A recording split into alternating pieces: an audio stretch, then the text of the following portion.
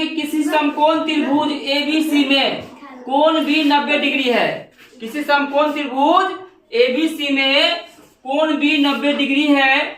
तो पहला क्वेश्चन कहता है कि AB बराबर 6 सेंटीमीटर, BC बराबर 8 सेंटीमीटर, तो AC का मान ज्ञात करना है ना। अगर कहता है क्वेश्चन क्या कर रहा है कि किसी समकोण त्रिभुज है, तो समकोण त्रिभुज हम बना लेंगे। पहले क्या करेंगे, एक समकोण त्रिभुज बनाएंगे। देखो ये क्या हुआ, हमारा समकोण त्रिभुज हुआ। अब देखिए समकोण त्रिभुज में कहता है कि ये वाला कोण हमेशा 90 डिग्री होता है, और इसमें कह रहा है कि कोण भी जो है 90 डिग्री है। कोण भी क्या है, 90 डिग्री है। तो ये वाला क्या हो जाएगा, ए हो जाएगा। ये वाला क्या हो जाएगा, ए बी, और ये हो जाएगा सी हो जाएगा, है ना।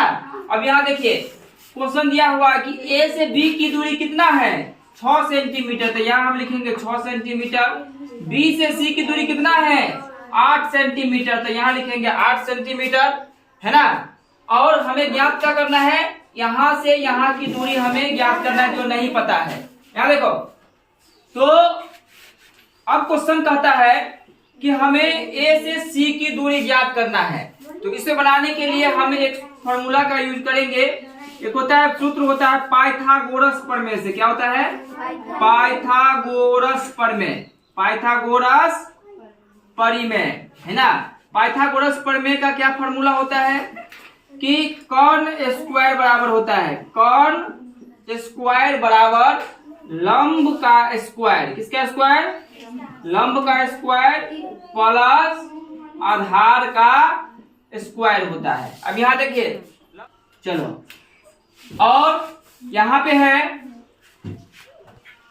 कर्ण का स्क्वायर। तो देखो यहाँ पे कर्ण किसको कहते हैं, ई वाला जो होता है ना, जो सबसे बड़ी भुजा होता है त्रिभुज में, उसे कर्ण कहते हैं। तो यानी ए से सी जो है क्या हो गया, हमारा कर्ण हो गया। तो हम लिख सकते हैं यहाँ पे क्या, ए सी स्क्वायर है, तो स्क्वायर लिख दो। लंब किसको कहेंगे, जो सीधा रहता है, जो 90 डिग्री का कोण बनाता है, उसे क्या कहते हैं, लंब कहते हैं। तो लंब हो गया हमारा ए से बी का स्क्वायर प्लस आधार। आधार जो नीचे में रहता है, जो बेस होता है, उसे आधार कहते हैं। यानी क्या हो जाएगा, BC का स्क्वायर हो जाएगा।